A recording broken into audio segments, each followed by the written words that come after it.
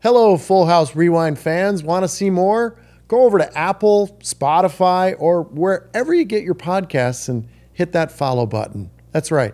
That would be music to my ears, kind of like follow, follow, follow, follow, follow, follow, follow, follow, follow, follow, follow, follow, follow, follow button.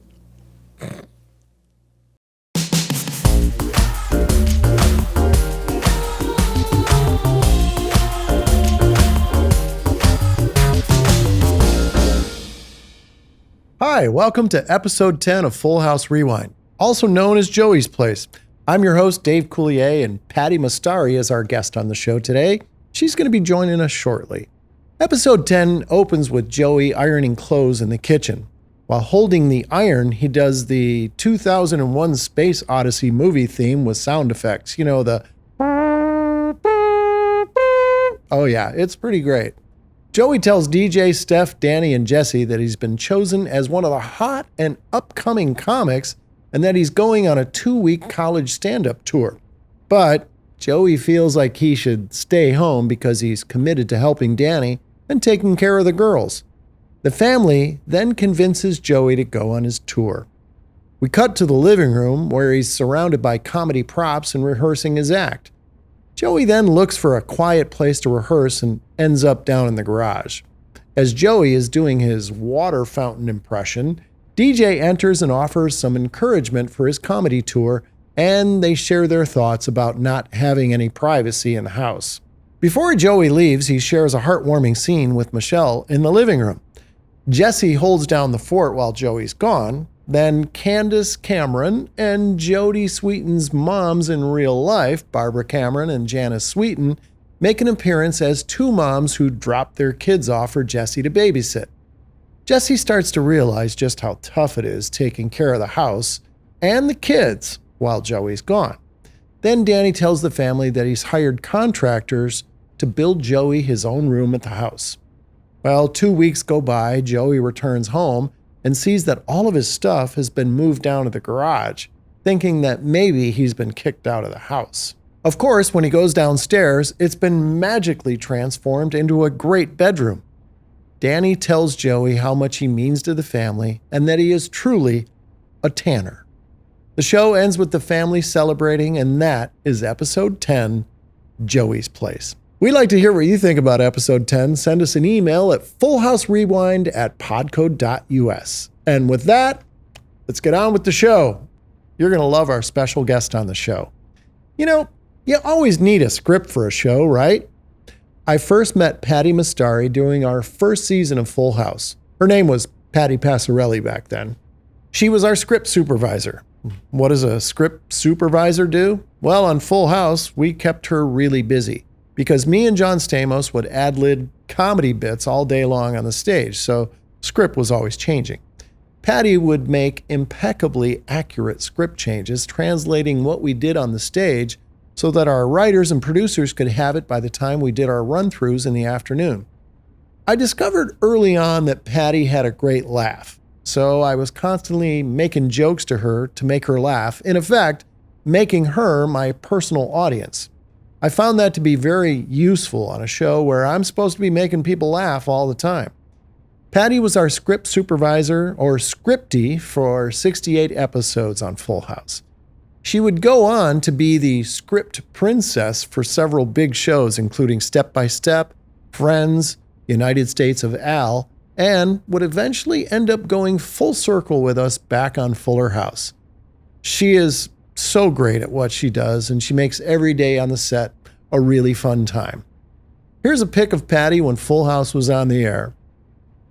Please welcome to Full House Rewind, Patti Mustari. Hi, how are you? I'm good. Oh my gosh, I am so happy you're here. You drove up from Orange County? You're down, where are you, Costa Mesa? I'm in Huntington Beach. Huntington Beach. You're a beach girl. I am. You love the beach, don't you? Yes. So you're still working, or you're kind of... I mean, yeah, I did a couple of non-union projects, and I've been working with screenwriters, helping them format their screenplays and so forth. Oh, cool. Yeah, I'm also teaching script supervising a little bit. Well, you're so good at it. I mean, and we were kids We were kids. Oh, I know. That's another Full House moment. We were kids when we were on Full House. I mean, that was 1987. 87. I was 27. And you're younger than me, right? You're younger by a year or two, or no? But I'd like to say I am. Oh, no. But you look like you are. We love our guests. Oh, Dave, cut it out. Oh, there it is. I had to do it, you know. I know, you got the shirt on. I'm flying the colors. You got those shirts on. Patti had the best laugh. And I zeroed in on you because you laughed all the time. And I was like, ooh, Patti's my audience. I can do all my really weird stuff. But I'm supposed to be making people laugh. Right. Right? Yeah, and we would be rehearsing scenes, and then the three of you would like be in a competition who could make me laugh the longest, hardest, most inappropriate time, which was pretty much all of you. And then Joel Zwick would get mad at me and say, Patti, don't encourage them. Stop it. We got to get through this. I got turtles in bags. Joel, I think Stamos used to call him Gallagher. He looks like Gallagher because he was bald and he already run around like a, oh my gosh, he was just like a little varmint. How did you, okay, you got to kind of tell us how that happened. How do you get to Tom and Bob and in this world where you and I both end up? Right. So from Disney, I started to working with producer, director, writers. I was in the office as an office manager. Or Not The Office, the TV show, but The Office. Yeah. Writer's assistant. Right. And then when I was working for on Love Boat, Bill Bickley and Michael Warren came in as the new EPs. Yeah. And I started to take script supervising classes. I was training with a professional. And because we have like a really fun set, they would allow me to take my lunches, go down to the set and train with Helen Parker, which she was amazing. Yeah. She was in her 70s at the time, and she had worked on the original Shirley Temple movies, Talkies. Oh, man. Yeah, wow. amazing. Back in the silent picture days. So this is at what studio now? Where that was over at, oh Is that gosh. Lorimar, Paramount, I think it was Universal? Warner Hollywood. I think it was Warner Hollywood. And then at some point, I ended up on the Love Boat as a writer's assistant and script supervising part-time, taking some non-union gigs. Here comes Bill Bickley and Michael Warren. They knew what I wanted to do. Right. And so when Love Boat ended, they started to work with Miller Boyette, Tom Miller and Bob Boyette. Yeah. And one thing led to another, and there was this opportunity. I literally got a phone call. It's like, okay, do you know tape? No. I knew single camera film. Do you want to get in the union? Yes. I want to get in the union so bad. Right. Friday, I came in, literally like just had a normal. So which union is that? IATSE. I'd say IATSE. Yeah. IATSE, Right. Local 871. So, ooh, hey, shout out. There you go. Whoa. I took that phone call. I'm like, yes, where do I have to be? Marilyn Bagley was so good to retrain me that Marilyn day. So on a Bagley. Friday, I'm training on a 4-camera tape show, and I learned tape, and by Monday, the show is mine. So that was during the pilot of Full House. So by episode 2 is mine. Wow. And I did 3 seasons. That's crazy That's because how I you met you came guys. in and you hit the ground running. So I didn't know that you were just kind of starting out, you know. But what an incredible environment we had, you know, to be in that Miller Boyette stable, and they treated us so well. Yeah. Tom and Bob just really treated us just like we really were family. And then we became family. I mean, I was looking at some of your pictures before the show. Some of those pictures are just like, I haven't seen them.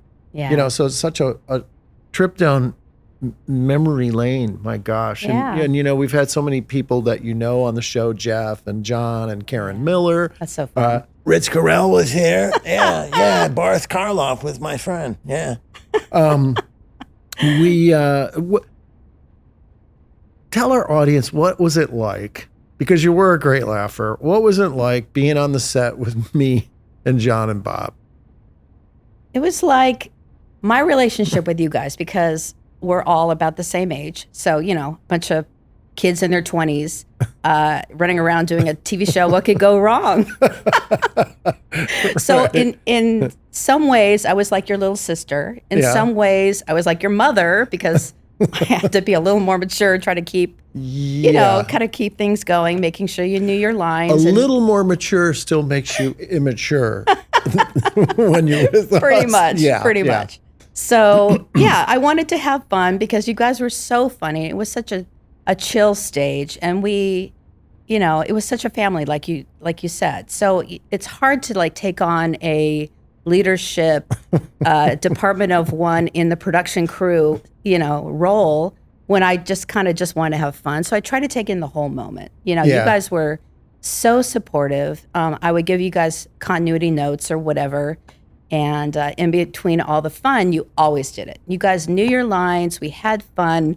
Joel Zwick would get so upset because we were running long. So he'd be up in the booth. It was me, the technical director, the associate director, and Joel. And Joel would be like, what are they doing? What are they doing? Keith, tell them, get on their marks. Get on their marks. Like, I would literally be cracking up. I'm the only one cracking up in the booth. He's like, Patti, what are you doing? They can't hear you. I go, I'm not doing it because it's something I'm trying to like show off. They're funny. Yeah. Anyway, I was probably more of an instigator than I should have been. Well, of course but you it all were. worked out because, I did 3 seasons with you guys. I did 7 seasons on Step by Step with the Miller Boyette. Yeah. And the rest is history, a bunch of shows in between. And then I got to do Fuller House. It's like, hi, do you want to do Fuller House? I'm like, that is literally the dream gig. It was. We had so much fun. And when we came back to do Fuller House, it was as if no time had passed. Yeah. All the same stupid jokes. I was doing all the characters. I was sitting up in the bleachers doing all my characters that I used to do. But we also had that other dynamic of the kids. Oh, yeah. Around. And we were always in trouble. And, the moms would come around the corner and it would be like either one of 3 names, Dave, John, or Bob. It was usually Bob. Bob. And I'd be like, he did it. You both would be like, John would be here. Bob would be in the middle. You're over here. You guys would go, it was him. And Bob's like, what do you mean? It wasn't me. Then you guys would get literally like Laurel and Hardy. Whatever. It's like, please. I know. And I wish we had all that video behind the scenes, Yeah. I mean, today you could do it, you could do a show. You couldn't air it anywhere. No. But it'd be pretty. Now, the things I know, the vault. But the vault is locked and it's not coming out. Oh, I know. At dinner parties. Yeah. At dinner parties, it'll come out. Yeah. But you hung out with the kids a lot. I mean, there's lots. I saw so many pictures where you were with Mary Kate and Ashley and Candace and Jody. And so you spent a lot of time with them? Yes. Like away from the show? No, not so much away from the show. But, in reality, we spend more waking hours together. Right. Doing a show during, Monday through Friday. So it's kind of like we just kind of take on those sibling, mother, daughter, sister, best friend, cousin, distant cousin, whatever role. And it just makes sense.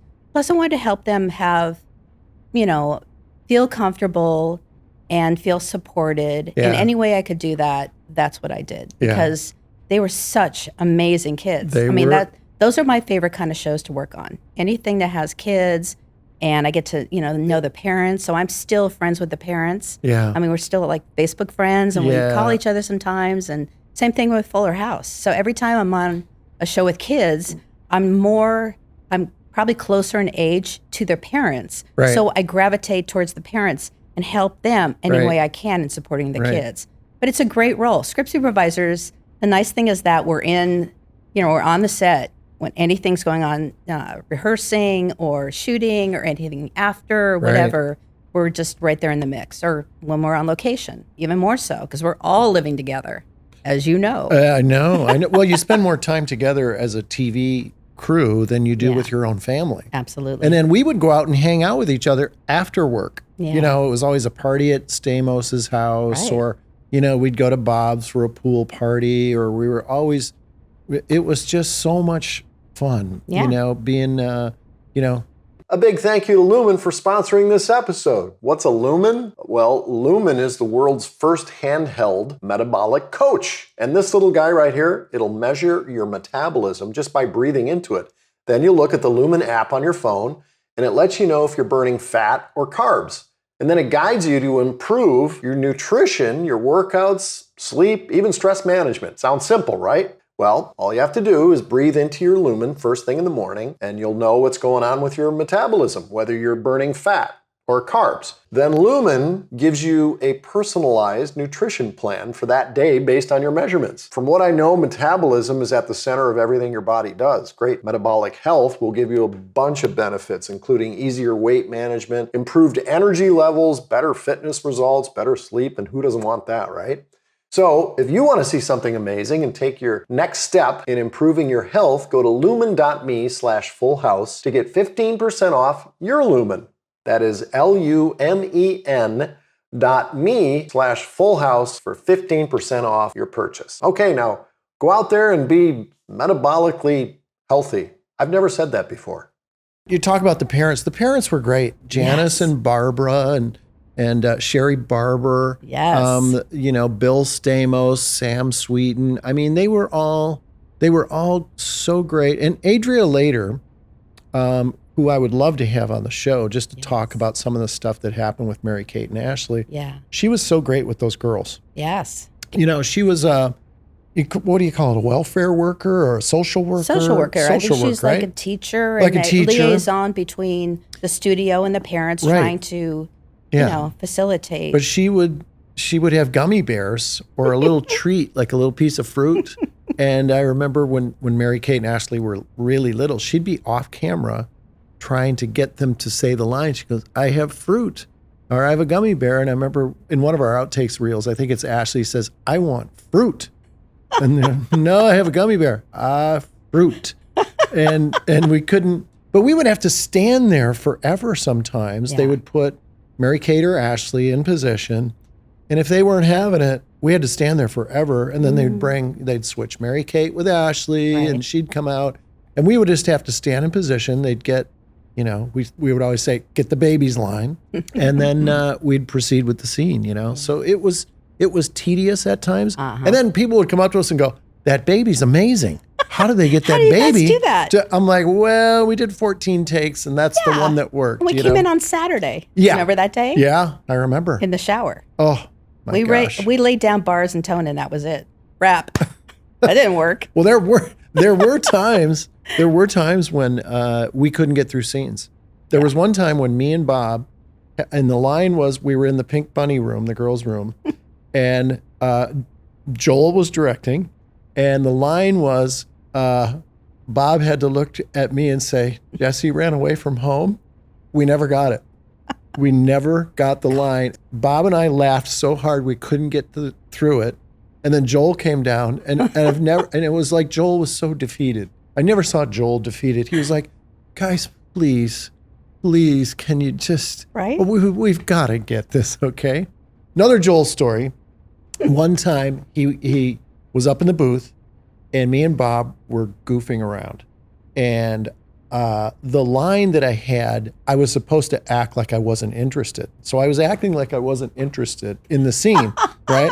And Joel thought I was goofing around, right? I remember this scene. So yeah. So he comes running down and he's like, I'm meeting upstairs. No, I've had it. So we all go upstairs and I want the entire cast. So they brought Mary Kate and Ashley. So he was ready to rip into everybody, the adults. And then he saw the kids up there and he went and it was so funny because it was the best take. He went, now, first of all, and he looks over, we want to try and get this, okay? Do you think we can do that? Please, guys, please. Come on, what do you two think? And it was the best. And then we couldn't stop making fun of that. Yes. Yes. But yeah. And then in 2000, I think you'd kind of had enough, right? Right? I mean, that's what I remember you telling me. And then you moved to Denver. Right? I had done it for so almost 2 decades. So many shows. I ended on Friends, and I thought after that, how are you going to top that? Who had the same stage as us, right? Yes, Stage 24. I've done 24. So many shows on stage 24. I have to say, like, I probably worked every studio at this point, at some point. Right. But collectively, probably more shows on stage 24 than anywhere at Warner Brothers. And that became the Good Luck stage where Yes. you went into syndication. Yeah. Mike and Molly were there. Oh, yeah. And I think Joey, the Matt LeBlanc's Yeah. show was there. So that became if you're on 24, like you're going to go in syndication, everyone's going to get rich. Yeah. No, but that became such a legendary stage. And then when we went back for Fuller House, we ended up on the same stage, which was crazy. Like there's just the luck of that happening. Amazing. So cool. And then also, I remember the day when we all walked onto the stage for the first time for the read, and we see these sets. Yeah. Now talk about a moment in time. I'm right back to being 28. Oh, I know. I'm right back to being that script supervisor. A lot of wrinkles, a lot less wrinkles, and not so much gray hair. But, you know, it's like it takes you back in time. So what the audiences experience when we had those show nights and we would reveal the stage, because it's almost like the other character in the stage. Well, the couch was a character. Exactly. Yeah. So it was the moment that they felt is exactly what we all felt that first week. Yeah. It's like, oh my gosh, I expected little Jody to walk through the door and little Candace and the babies. It was emotional for me. Yeah. It was emotional just being back there and you know, experiencing that with everybody. I cried when I first saw the set. Yeah. You know, it was pretty special. But Full House put me on the map. It got me in the union. So I've always treasured that show. Yeah. You know, because it created my career. It created my association with Tom and Bob that was 15 years without looking for work. That's amazing in this business. So, do you remember our note sessions? Like we would go and we would do notes after the show, and it was, I think it was Bob losing his mind. He would do this Indiana Jones thing where he would cut his body in half. Remember, he'd go, and he would cut his, and then he would pull his rib cage open. This was the bit. This was the bit that Bob did. I'm just bringing you into the room for notes after, and he would go, and then he would take this, and then he would pull all of his guts out, and he'd go, and then he'd swing him over a tree, and then he'd swing from his guts on a tree, and his lungs would go. This is Bob Saget, ladies and gentlemen. This is what notes were like. It was absolute insanity. Yes. And it was Bob losing his mind. And I remember we couldn't stop laughing. And I remember Jeff just going, he would do that thing with his hair. And he would just be like, it was almost like, make it stop. Please make it stop. Because we were all laughing. Yes. It's a lot of laughter on that. I have to say, out of all the shows I've ever worked on, I probably have laughed the most on those 3 years. The producers let me and John play a lot. We came up with lots of bits and lots of business on the stage and stuff. How do you keep all that straight? Like, I could never, and you were right on with it. So then by the time we got to run through, it was already shipped down. The script was there, printed, and boom, we'd have it for run through. I don't know how you did it, but I know you had pencils and you had stuff and you had a ruler and you were drawing stuff, and it was like this roadmap that you were creating. And I just thought, what's on there? You know, it's like ancient hieroglyphics or something. Pretty much. Yeah, you had your own language, didn't you? That's the role of the script supervisor. We control the chaos. So whatever's happening on the set, whether it be line changes or blocking changes or whatever it is, will dictate in script form. Yeah. So that the writers will take when we do the run through, they have now a script that looks like what we're performing. Right. And they'll take that to the rewrite table at night, and then they're able to adopt those changes that I've notated or decide not to, and then they go another direction or whatever. But at least I provide with, for them what you just saw. The chaos that you guys did, or I'll remind you, remember that was the bit that we rehearsed during, and then I'm like, do you want to do that for run through to check with the director? And yes, okay, remember. So boom, the physical bits too. Yeah, like all of it. I gotta ask, who do you think was the weirdest, most bizarre guest star that we ever had? We had some we had some that just were so uncharacteristic of a family sitcom. We had Mickey Rooney. We had Little Richard. We had Phyllis Diller. That was great. Yeah. We had the guy from, I think it was Sanford and Son. Hey, Gloria. We had him. I forget what his name. He was a wonderful actor, but he kept calling DJ's character Gloria. Yeah. And yeah, but you know, the subject matter that we had on Full House, we tackled a lot of issues that weren't really sitcom subjects, you know? Yeah. Like, you know, drinking and getting in trouble with the kids, and, you know, Candace going through, you know, puberty, really, you know, adolescence. Yes. It was a lot of, and we were really one of the first, like, inclusive shows. Yeah. You know, we had kids from, you know, all different kind of races, you know, and you know, we really, and I don't know if that was a conscious decision with Tom and Bob or Probably. Jeff, you know, but Yeah, it was imagine. really, for that time, for the 80s and 90s, it was really kind of a time of, you know, where no one was really talking about that, but we did it, you know, and covered those topics and stuff, you know. Yeah, So a lot of times on TV shows at that time, it was always the kids that never did wrong or whatever. Right. But our kids, they were more like normal kids. We went through, you know, challenges at school, challenges through their friends, whatever it was, the love interests, things that were disappointing, family dynamics, all sorts of things. So it was, plus the actresses, oh my gosh, Candace, Jody, Andrea, yeah, and of three course very Lori, funny- and yeah. all of them. Like,